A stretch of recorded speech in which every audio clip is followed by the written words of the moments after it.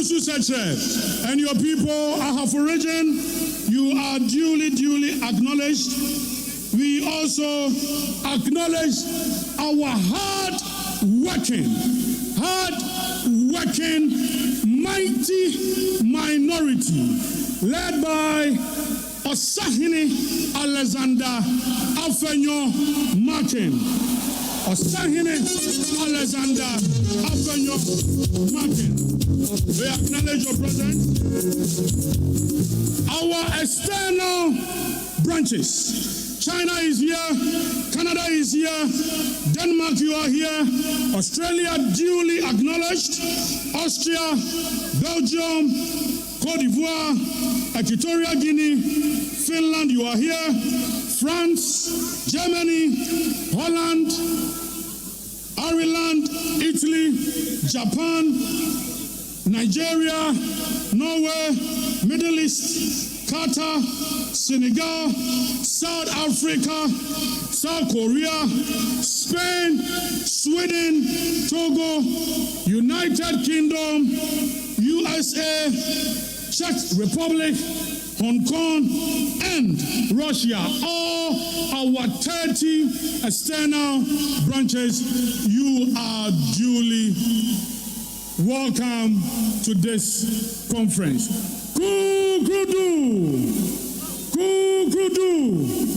Again, to all our National Council members of elders, we acknowledge your presence. We thank you very much for this occasion.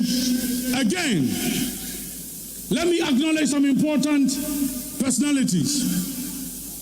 The MP for Bosomtwe, former Minister Education, he contributed to the success of this event. Honorable Yao Educhum is here with us. We thank you. Again, MP for Abetifi, former Minister in charge of Agriculture, Honorable Brian Echampong, thank you very much for your support. Again, we also have our own engineer, former General Secretary, Mr. Kobna.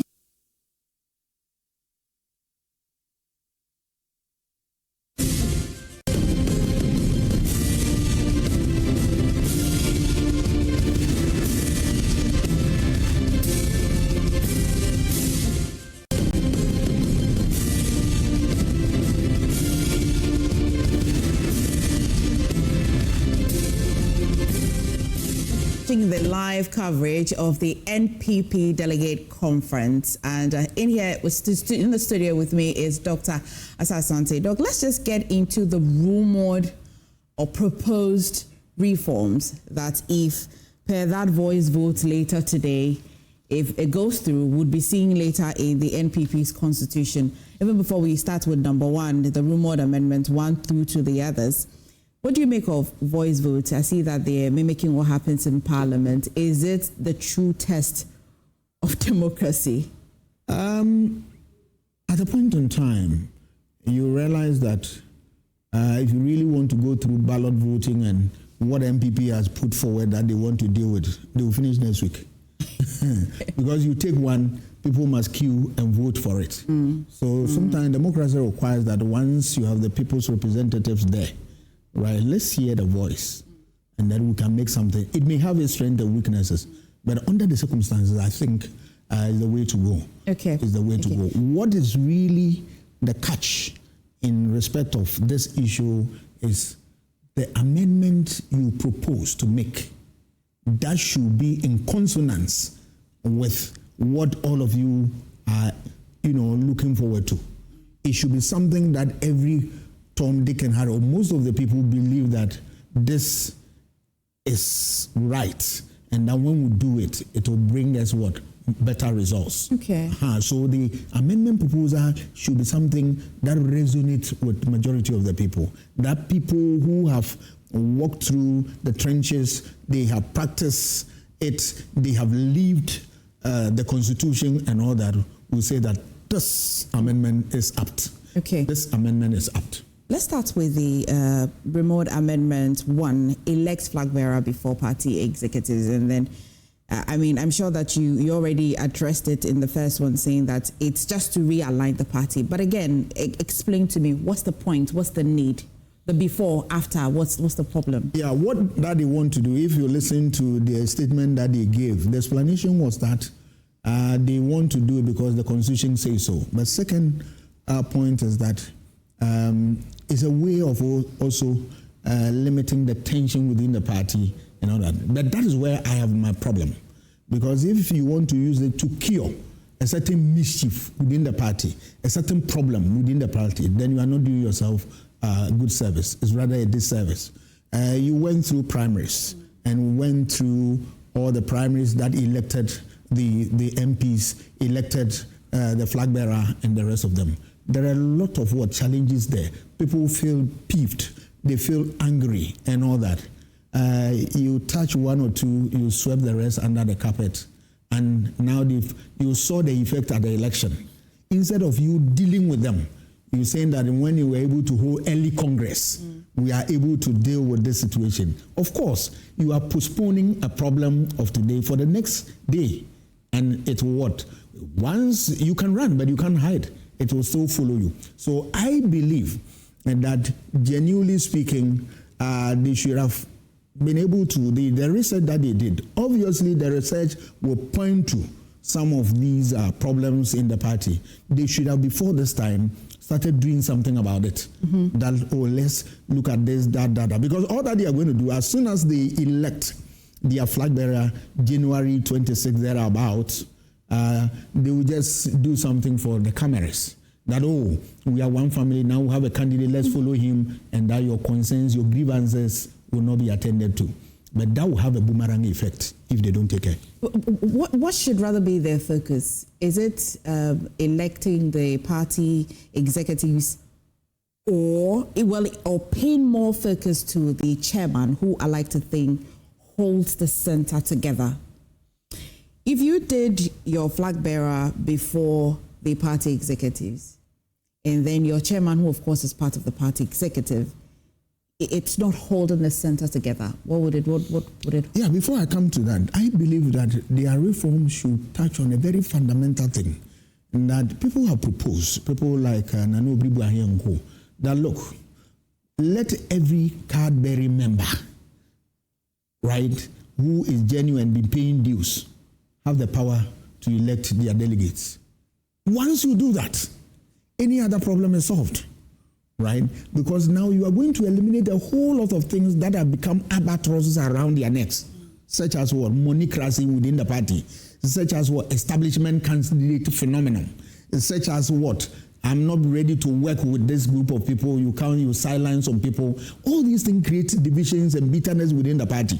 So once you open the electoral college to include every card-bearing member, you have used one stone to kill many birds.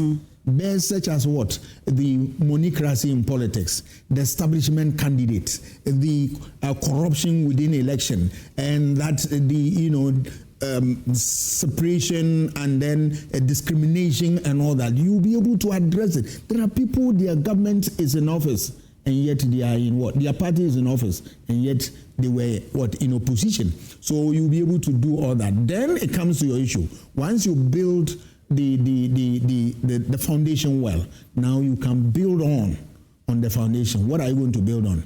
You need a chairman who is bold, strong, and that he is able to carry the party along. Remember, the party is the engine of the government that brought the government to office. So if the party is very strong, with a strong leadership, they are able to shape the contours of governance. And that you need a chairman like that. And normally when people select, they select based on other things and all that, which are not necessarily what people like us in governance will look at. We look at a chairman who will be able to put his foot down and tell Mr. President in his face that this direction is wrong. Who was in the MPP when they were in office? Nobody.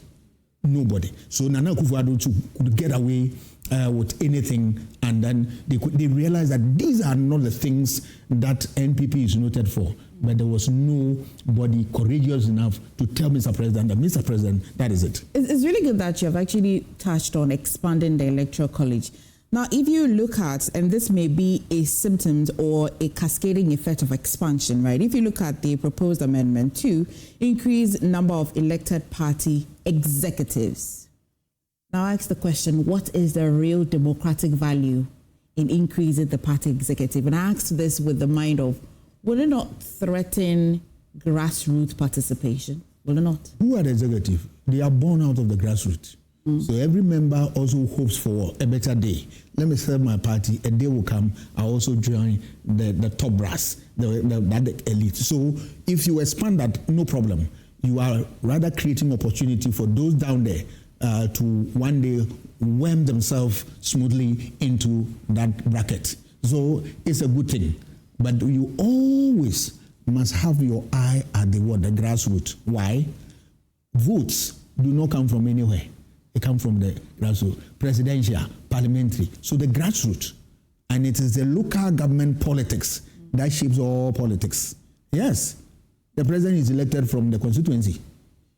Everybody, the president, the vice president, all of them are elected from the constituency. So the grassroots, because everybody goes to vote at what? At your constituency. You do not see maybe an attempt by a faction of the political party or the party to have a certain entrenched position ahead of the 2028 elections. For example, if I have a lot of my people at the top executive level, at least that's a step still to the highest level of office. You are right, and that's why people are fighting this top-down approach, because they believe that the structure out there, even though their times have not come to an end, they believe that it's a structure meant to champion the Baumians agenda.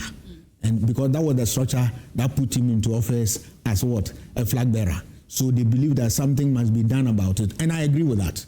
Because if you look at that structure, the way they voted massively for the establishment candidate. But now that they've gone out of power and all that, I believe that when you expand the base, then you neutralize. And then you encourage everybody to be in. And then that gives everybody the impetus to be able to stay in the party and then forge ahead and support you and fight on. Once you continue on that trajectory, I am afraid the old order does not change. Right. Create a problem. We'll go to this one that I'm quite curious about. Amendment 3, elect communication officers instead of appointing them. Democracy requires that, in fact, if there are no difficulties beyond your control, all people must elect their leaders. So election is always the preferred mode of what? Getting people into office. But in certain circumstances, we can appoint, we can nominate, but there will be another layer of what? Authority to streamline it along democratic lines. What's the need? I have my policy. For example, if a party comes together with their manifesto, for example, this, after the reforms, I would see that, or I like to think that I'll see communicators trying to want to explain the reforms, the amendments, and all of that, anything that concerns the party. If we have taken that decision, and we know how elections are, these are policies, and critical explanation of policies is really important. Do we have to be electing people for them to come and explain to the public or Canadian people what a real party's position is rather than elect them? I was explaining the benefits of having an election, but my position on the matter is that it should be, an appointive position. Oh. Because you see, somebody can be popular and you win an election, but he is notoriously bankrupt in communicating the party position to the public. It's a fact. I can be popular, you vote me into office, but I can't articulate the position of the party out there. So what's the point? You've missed the point. But the party can look around and know that this person has what it takes to be able to explain party ideas, programs, and policies to the people. You don't necessarily need election to get the people out there. You want to show to the world that, you follow dictates of democracy and all that. but it's not every position that you want somebody to be elected. If I know how to communicate, it's not election that brings me into office. It is my ability, my capacity, and wherewithal in that area. That is all. Doc, I know that you have talked about expanding electoral college because that's true representation. You've mentioned it many times. The amendment 4 says that expand the electoral college for flag bearer and parliamentary primaries. Do you call for this expansion for the 2 levels, or you think that for 1 level is okay? I ask this because of our administrative burdenness. I mean, and in this country, it's not the first time we have seen whether we should expand, we should make it small, there's super, there's the minor and all of that. Which one has given us the most potent results? The most potent results is when you have, you see, a small group. Let me go by, some of the thinkers, what they say, that if you have a small group of people, they are able to take the right decision at the right time. Yes, that is Lord Salisbury and co. That's what they are saying. In election, when you are able to have a small group of people who understand the situation, who have experience and all that, they can give you the best results. But under circumstances here, the story is different, right? You want to have a small group of people that you go and influence. And that is why you are doing that. And we have seen it. It's not that it's a story, it's the reality. And that people go and bribe them, people go and buy them and induce them with money, goods, and the rest of them. So in order to cure that problem, let us expand the base, that you have a lot of people in there. It becomes so difficult for you to do that. I recall when I was going to be appointed as a lecturer, I went for an interview, and the interview was chaired by the Vice Chancellor, the university appointment interview. They asked me all manner of questions, and the last question that day, after everything, then they said, do you have a question for us? You know the question? I said, yes, I have 2 questions for you. So my first question was, why was that board, your board is so big and intimidating? And the answer from the Vice Chancellor then was that, you know what, this board should be big so that you don't come and influence anybody. And I share in that wisdom. Imagine you go for, you are going to look for opportunity to serve and all that, and the people are few, and you have corrupt mind. You corrupt them. But when you have a whole large army of party people who are in there, it's difficult to bribe them. And that will cure so many problems for you. So I am on the side of those who believe that the party's electoral college to be broadened, to kill that mischief of corruption within the party, monocracy within the party, discrimination within all the negatives. Will be able to deal with that. And that when you do that for presidential, obviously it should be also the same one for what? Primaries, the parliamentaries as well. The parliamentary as well. Because you see, we are having problems with our local government system because if you look at the assembly, those who go in there, I'm sorry, would continue with this. Let's take them back to the University of Ghana Stadium where Frimpong Kodua, the General Secretary, is addressing. Kukudu!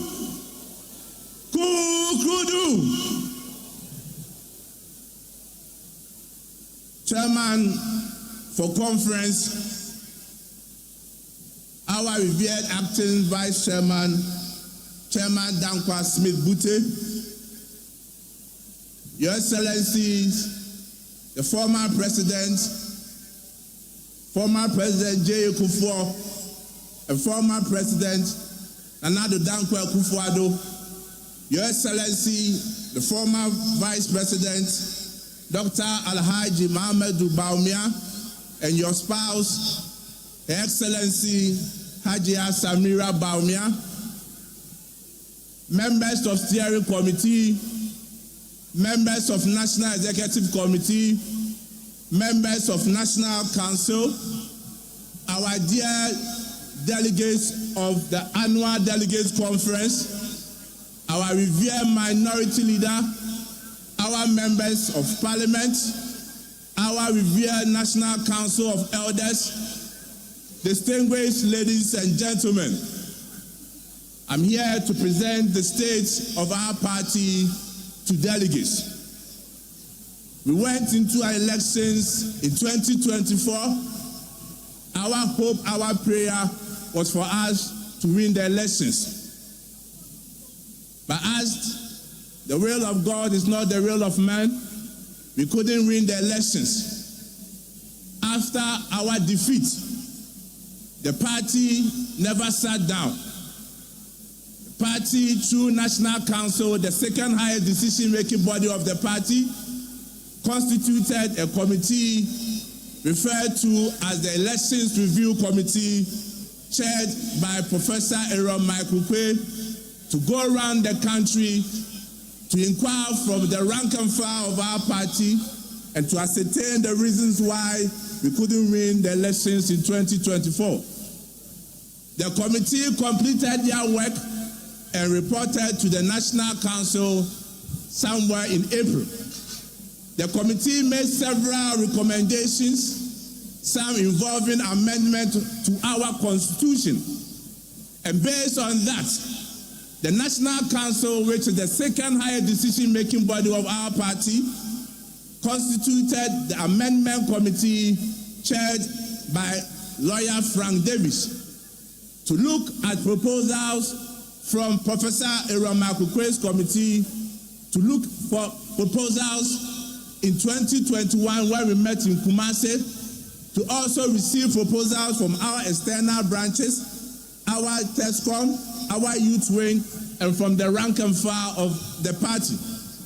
The committee completed their work, and in line with Article 19 of our Constitution, we are here today to look at the proposals that were submitted to the amendment committee, which has been grouped into motions, which is made up of 56 motions for National Delegate Conference to take a decisions on the motion.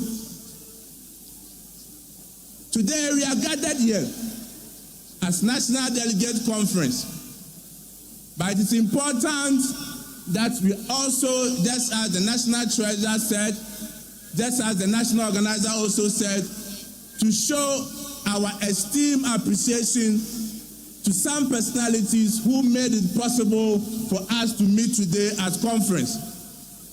Indeed, the party is extremely grateful to our former Vice President, His Excellency Alhaji Dr. Muhammadu Bawumia, for the massive support he gave to us to be able to organize this conference. With a round of applause, let's show appreciation to the former Vice President, His Excellency Alhaji Dr. Muhammadu Bawumia. Again, we also want to show our deepest appreciation to our former Member of Parliament, Assin Central, Honorable Kennedy Akpokpreko Ejapon, for the massive contribution. He also made it possible for our conference to come on. We are also grateful to our MP for Abetifi, Honorable Brian Echampong, for also making significant contribution for us to be able to hold this conference, and also MP for Bosonche constituency, Honorable Educhum. We are also very grateful. The Finance Committee, we are grateful for the support, the work that you did. Madam former Chief of Staff, we are also very grateful for the work that you did for us. Ladies and gentlemen of Congress, today marks the beginning of our quest, of our journey of recapturing power in 2028. And today is a very important day for us, a very important exercise that we are going to undertake today. And I plead with conference that whatever decision that we are supposed to take today, do not look at individuals, do not look at personalities, but look at the interests of the New Patriotic Party. As National Council took several decisions, I report to conference that the National Council, after several deliberations, several engagements, several consultations, have come and given the directive that on January 31st, 2026, the party shall hold its presidential primaries. And we know it is something that is fully supported by conference. It is for good reasons that as a party, as we prepare for the 2028 elections, we need to quickly do away with all our internal elections so that we will have enough time to unite as a party and prosecute the agenda of winning the elections in 2028. Ladies and gentlemen of the conference, the party not long ago also established what we refer to as the Patriotic Institute. And the Patriotic Institute is a game changer for our party. An institute that is going to train, give orientation to all the rank and file of our party, for us to appreciate and understand the history of our party, our ideology, and also to equip our communicators on how to communicate effectively and discern our information to the whole country. Not long ago, the National Executive Committee of the party, they satisfied with the decision by the Electoral Commission to do a rerun in some 19 polling stations in Ablekumanov, decided to boycott the whole election process. And as the party took the decision, it was done for good reasons. Because National Executive Committee, upon all the information, the evidence that was adduced at NEC, came to the firm conclusion that indeed the NPP had won the elections at Ablekumanov. We had all our scan copies of our pin sheets in the 281 polling stations, which gave us a clear winning of 414 votes. And therefore, we were surprised that the Electoral Commission decided to call for a rerun. On principle, we felt that it was a wrong decision and it's a bad precedent being set by the Electoral Commission. And this is very dangerous for our future politics and future elections. Ladies and gentlemen of Congress, one area that the party is very, very, very serious about is discipline in our party. Let us all understand that today we are national officers of the party, we are members of parliament, we are members of council of elders, but people have occupied these positions before. And therefore, those who have intentions of aspiring to lead the party, be it as flag bearer, be it as national officers, we must understand that our individual interests cannot override the supreme interest of the New Patriotic Party. And therefore, any person who has any intention to lead our party must respect the structures of our party and must respect authority of the New Patriotic Party. I call on you, conference, that the party has clearly given directives. And until we officially open nominations for aspirants or aspiring aspirants to go around the country to convince and talk to the rank and file of our party, let us continue to deny people from coming to our regions and our constituencies. Because we must be a disciplined party, and anyone who wants to lead the party must also exhibit discipline. Today, as I indicated,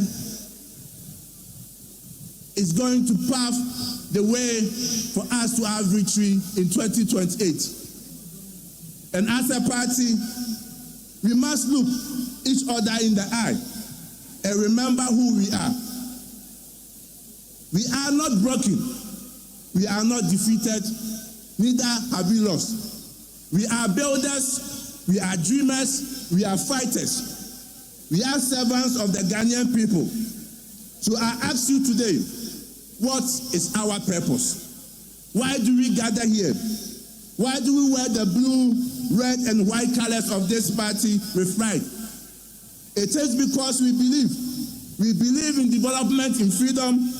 We believe in responsibilities. We believe in enterprise. We believe in the future of Ghana.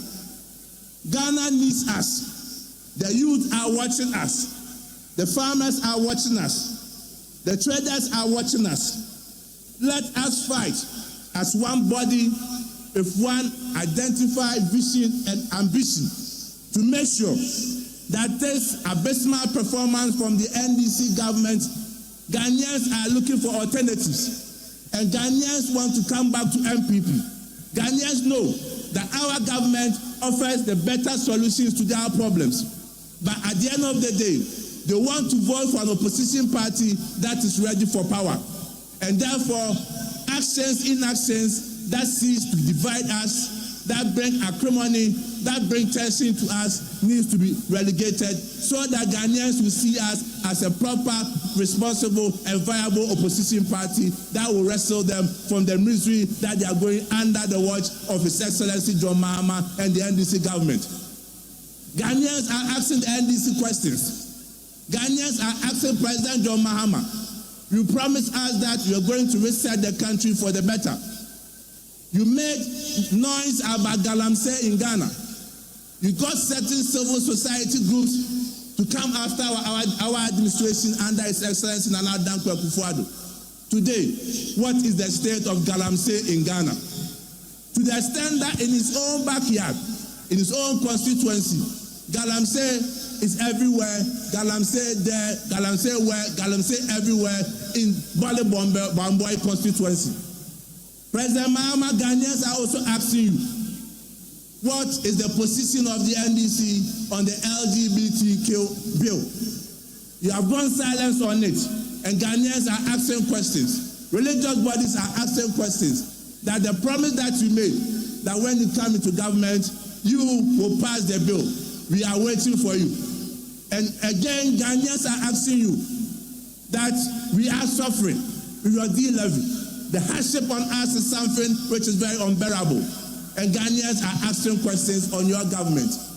Ghanaians never knew that your reset meant mass terminations of appointments. People who have worked in government institutions without necessarily having any political affiliations have been told to go home under your government. Is it the 24-hour economy you promised us, which meant mass dismissal and termination of appointment? Fellow Kukudais, ladies and gentlemen, let our answer be loud. Let it be clear. Let it be bold. Yes, yes, the new Patriotic Party is ready. The new Patriotic Party will use this conference as a tool in our attempt to recapture power in 2028. And with a united front, devoid of individualism, I can assure you, I can tell you that in 2028, victory is coming.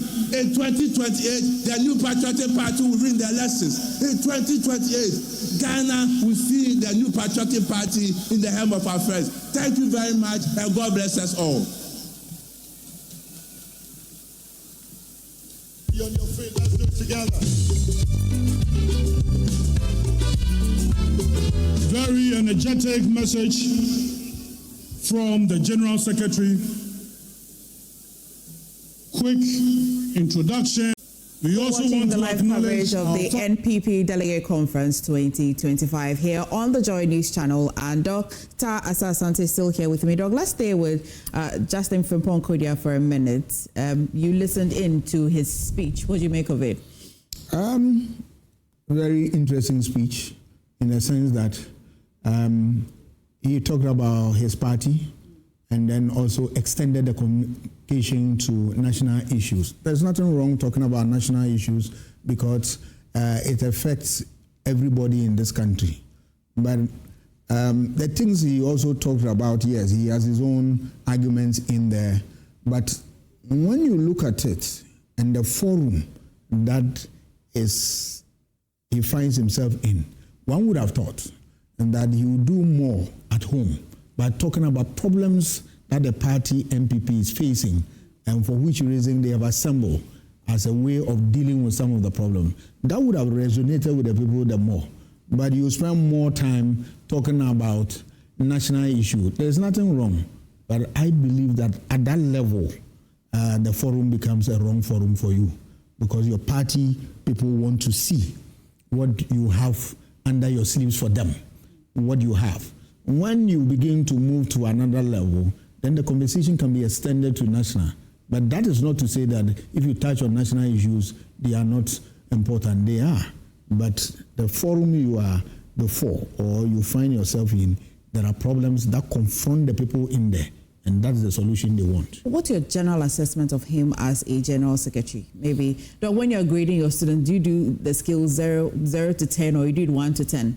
Normally, or use 100, the percentages? I use the percentages, but on this score, I will not use any percentage. But okay. I have seen a number of them. Jenny Mboateng, General Secretary Dan Boche, Ohininto Sir John of blessed memory, Kwamina J. Japong, and John Buedu, then himself. Towering personalities within here are people who have really stood firm and dealt with issues head on. There are things that people like us have heard. These people, when they were in office, they were able to do, and it will surprise you. You need a general secretary who is bold, courageous, he has ideas, and they are able to what? Come to the rescue of the public. Because remember, the party is the one that gave birth to what? The government, so to speak. So the party is the one that guides and shapes the frontiers of government from behind. So you need a leader who can call people to order. And people here, I'm talking about the president, right? If there are, I heard a story, and I will not be able to say all the details. Okay, Doug, we'll come back to this. Let's go to the stadium where the minority leader, Alexander Afenyo-Markin, is addressing.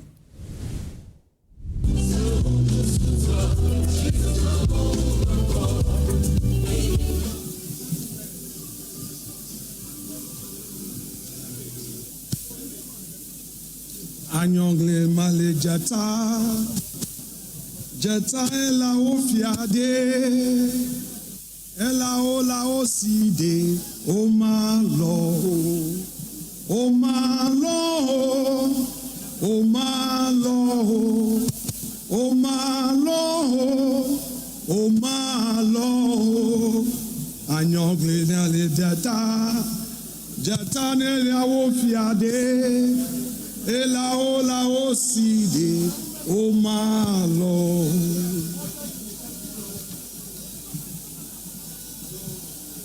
Acting National Chairman of our great party, Your Excellency President John Agyekum Kufuor, Your Excellency former President Nana Addo Dankwa Akufo-Addo, Your Excellency former Vice President and former flag bearer of our party, Dr. Alhaji Muhammadu Bawumia, and your dear spouse, our respected former colleague, Dr.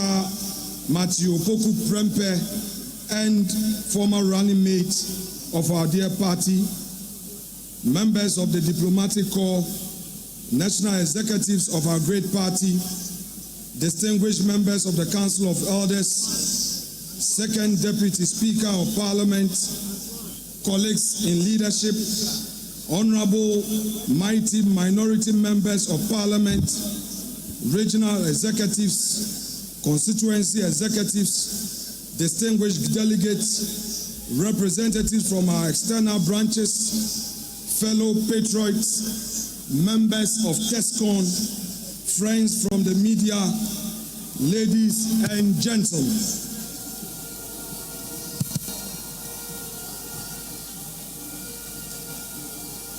Let us recall the piercing wisdom of our revered former President John Agyekum Kufuor. It is better to be a cleaner in a party in power than the General Secretary of a party in opposition. These words echo with urgency today as we gather in the shadow of our 2024 defeat. A loss that stinks not because we failed, but because Ghana is now paying the price for trusting the NDC's hollow promises. Barely months into their tenure, the NDC's betrayal betrayal is glaring. New levies on fuel have spiked pump prices, crushing ordinary Ghanaians. Their pledge to end Galamsey has collapsed into chaos. The president calls it a national emergency, yet refuses to declare a state of emergency. Their vow to reset our nation has become a brazen assault on our judiciary, starting with the shameful vilification of our Chief Justice. Their promise of change, a sham, with schemes afoot to funnel our mineral wealth to their cronies. Worst of all, the questionable Ablekumanot rerun, where NDC affiliated tax attacked our candidates, Nana Ekwe-Afriye, former MP Hawa Kumsin, and journalists exposed their willingness to trample democracy with violence. The message is clear. NDC is a failure. Ghana deserves better. Our 2024 loss exposed our cracks, internal rifts, faltering resolve, and a message that didn't connect. Yet this defeat is not our end. It is our crucible, fortifying us for the battles ahead. You must channel this moment of disillusionment into a movement of renewal, turning pain into purpose. Let me share a story that should humble all of us. In 2005, a democratically elected leader stood at the gate of American embassy in New Delhi, holding a valid passport, but facing an insurmountable barrier. The United States had denied Narendra Modi a visa, not for any criminal conviction, but because the world had judged him guilty. Imagine that moment of profound isolation. Here was a man who had won the trust of millions, yet reduced to persona non grata on the global stage. The humiliation was complete. The path forward seemed impossible. But Modi made a choice that day that would define not his future, but the destiny of his party and some 1.5 billion people. Today, that same man commands audience at the G20, addresses joint sessions of the United States Congress, and leads one of the world's most growing economies. Recently, he visited our republic and addressed our parliament, stating, "True democracy promotes discussions and debates. It unites people. It supports dignity and promotes human rights." I couldn't agree more. Modi's journey from global pariah to world statesman offers us, the MPP, a roadmap from our current wilderness to future victory. Modi's resurrection began with a revolutionary principle. In a nation fractured by castes, religious, ethnic, and linguistic differences, he declared, "All the citizens, all the voters are my countrymen." Fellow patriots, look around us this very afternoon.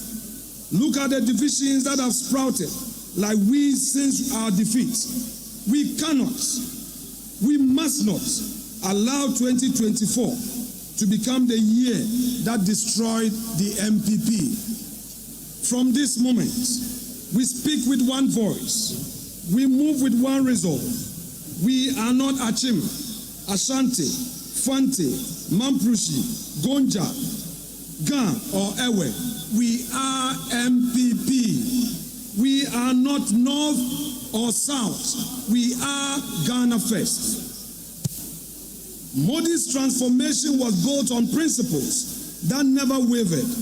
Service before self, performance over promises, dignity through opportunity.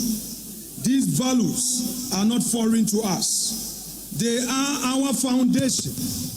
Buzia believed in service before self. Dankwa championed dignity through opportunity. Dombo sacrificed his leadership rights and fought for performance over promises. We have not lost our way because we forgot our policies. We have lost our way because we abandoned our principles. Modi's political resurrection was built on methodical grassroots mobilization.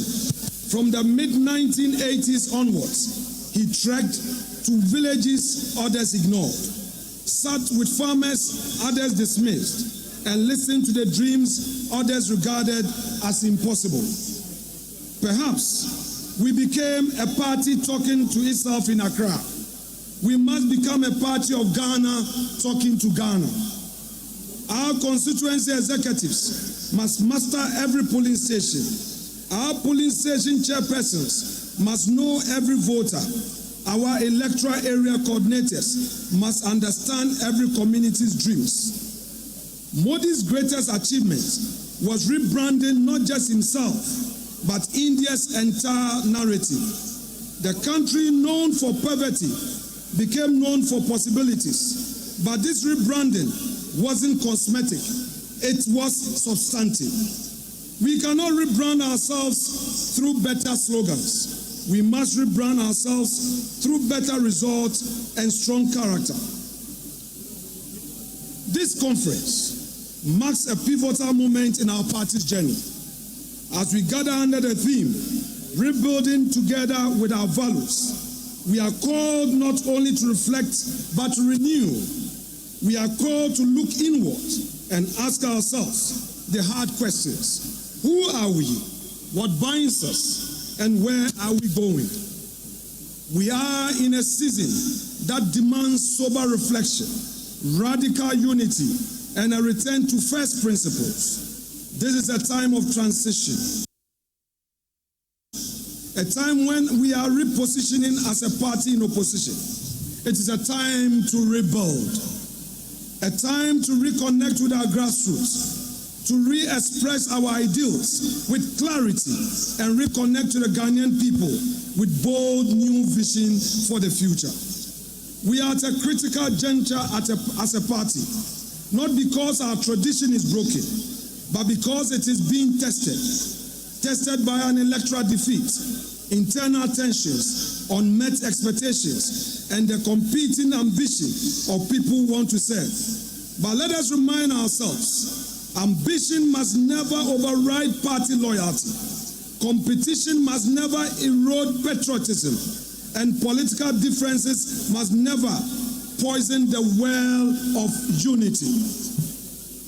Dear patriots, every political tradition, every movement that has endured storms and achieved victories has been built on one unshakable foundation: unity. Without unity, we are just individuals with ambition. But with unity, we become a force, a party with direction, discipline, and destiny. Unity does not mean uniformity. It doesn't mean we all agree on everything. It means loyalty to a shared purpose. It means commitment to the flag, the same values and the same future. The MPP has never been merely a political organization. We are a tradition built on the sweat, sacrifice, and convictions of patriots who came before us. Patriots who believed in liberty, human dignity, the rule of law, and the boundless potential of the Ghanaian people, realized through the active participation of the private sector. These values must be our compass, especially now. For us as a party, the Modi story is instructive. The lesson for us is simple. It is possible to rebuild, and leadership is empty without a united party. Like the BJP, we have known both power and opposition. We have faced criticism and internal differences. But unity is not the absence of disagreement. It is a decision to prioritize collective strength over individual ambition. If we are to reclaim our position of leadership and trust, we must first reclaim the spirit of unity, discipline, and shared purpose that build this party. We must reconnect with the base, re-engage the grassroots, and rise together, not as isolated contenders, but as unified movement. driven by conviction and clarity. Like the BJP, our party too must rediscover the principle and the ethos that define our founding fathers. We must rebuild, yes, but not as a scattered stones. We must rebuild together, brick by brick, anchored in our values and in the unshakable belief that no individual is bigger than the MPP. That belief must reflect our tone, our language, our strategy, and most importantly, in our posture towards one another. Internal discord, suspicions, and disunity have cost us. We must learn from our losses, and we must do so quickly. And I ask again, what are our values?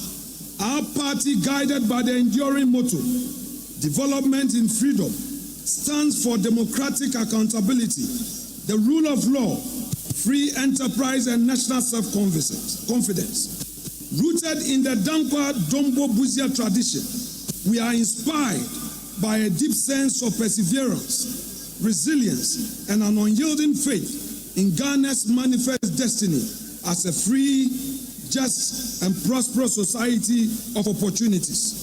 We believe in building a nation where every Ghanaian, regardless of the circumstance of birth, gender, ethnicity, or religion, must be offered the chance to rise through merit, effort, and enterprise. Our vision of a property-owning democracy has evolved beyond land or housing to mean giving every citizen a stake in national progress through education, healthcare, financial inclusion, and decent jobs. Every child and youth must be equipped with the skills, values, confidence, and opportunity to be entrepreneurial or to climb the professional career ladder.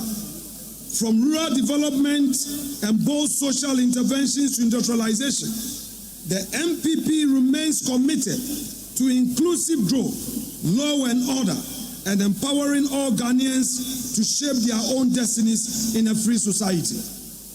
We believe in inclusive growth that lifts farmers, teachers, traders, and students together. We stand for law and order, the bedrock of peace and progress.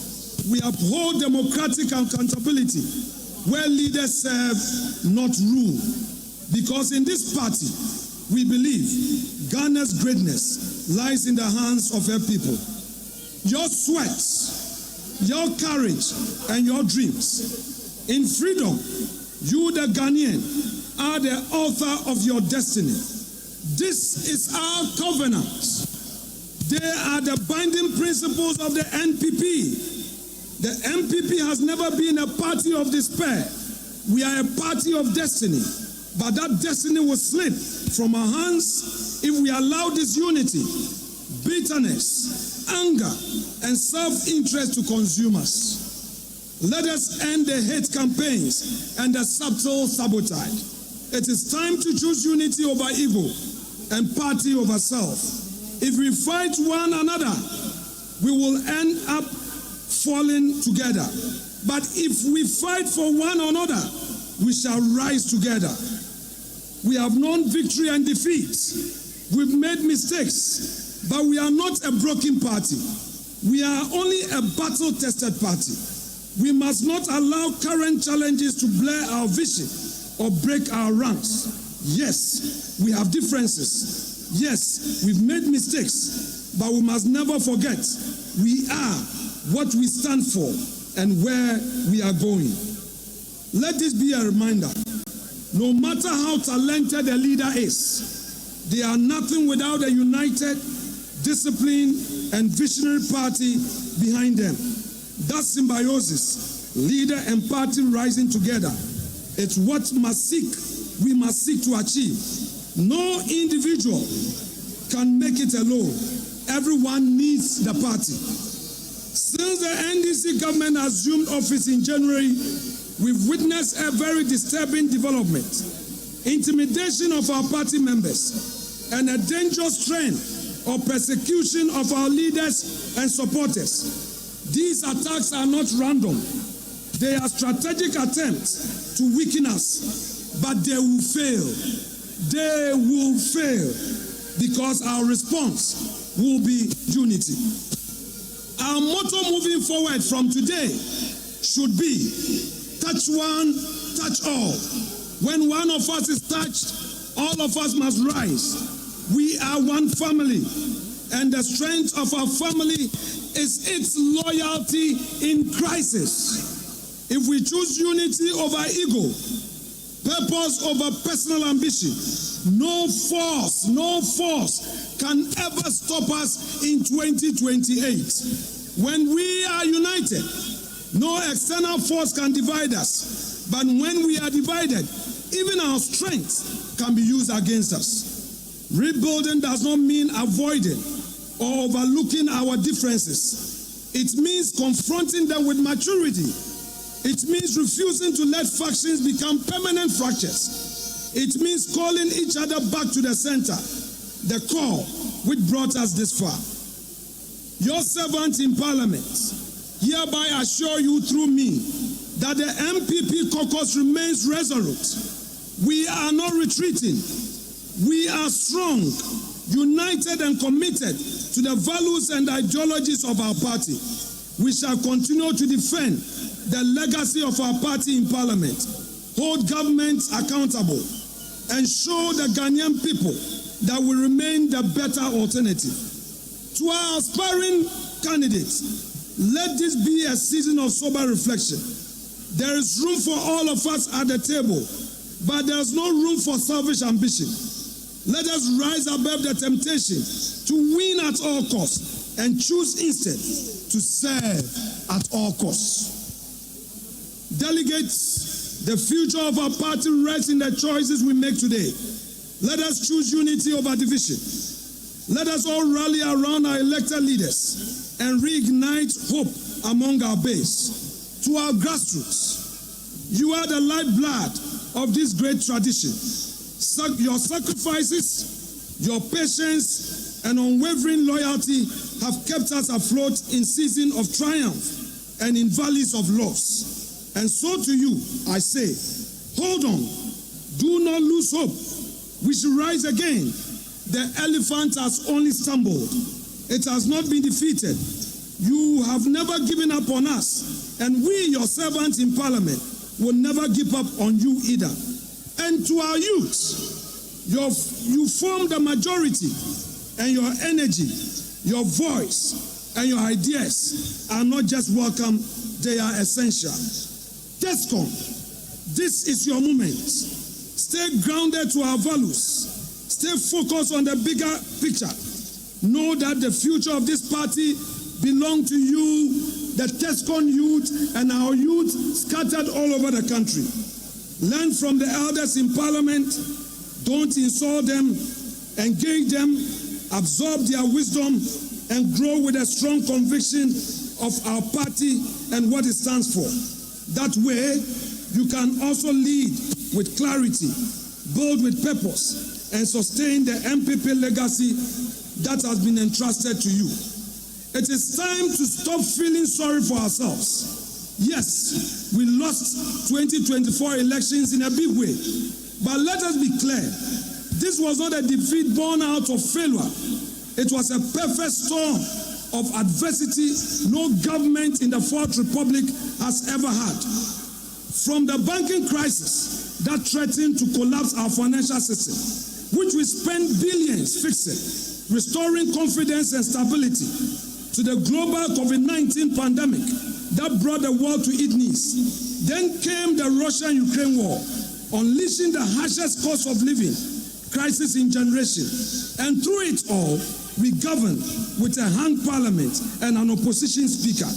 No government in our democratic history faced this scale of compounded crisis. Yet, Nana Addo Dankwa Akufo-Addo in the driving seat, we held the line. We do not downplay the struggle the Ghanaian people had to endure, but we should commend them because it was the sacrifices they, including the bondholders, made, which led to the big economic recovery we started witnessing from early 2024. We endured, the people endured, and still we delivered. That was leadership, tested best in major crisis. We should not be shy of the mighty gains we made under very difficult circumstances under Nana Akufo-Addo. We fixed the crisis and handed over an economy with stronger GDP growth than what we inherited in 2017. We built historic levels of gold and foreign exchange reserves. Reserves the current administration is now relying on to prop up the city and support the economy. We created jobs. We built more roads than any government in 8 years span and implemented free SHS, a globally unprecedented feat in a country where most students are boarders. We industrialized like never before, from 1D, 1F and industrial parks to an emerging automotive sector that positions Ghana as a manufacturing hub of Africa's single market. We expanded health infrastructure, revitalized agriculture, and rolled out STEM so boldly. The STEM education agenda, we successfully rolled it out to equip our youth with skills for the jobs of tomorrow. Thanks to Matthew Opoku Prempe and Dr. Educhum. We set Ghana on irreversible digitalization path, placing our nation at the forefront of promising digital economy and after. Fellow patriots, rather than feeling sorry for ourselves, let us face the truth. We took the hard, necessary decisions to save this economy. And now, Mahama's government is taking propaganda credit, reaping where it has not sown when they talk about resetting, where it is its so-called 24-hour economy, the gold board or anything else. They are simply rebranding our achievements and marketing them as their own. Let no one be deceived. The foundation they are standing on was laid by this party, by our sacrifices, by our bold leadership in the face of crisis. So no, this party has no reason to hang its head at all. In closing, I want to reiterate our theme, rebuilding together with our values. It is a charge. It is a call to realign, to renew and to rise together.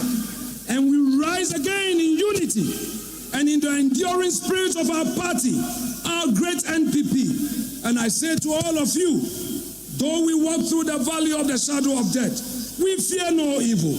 Let us go back to our roots. Let us rebuild with courage. Let us reimagine our future.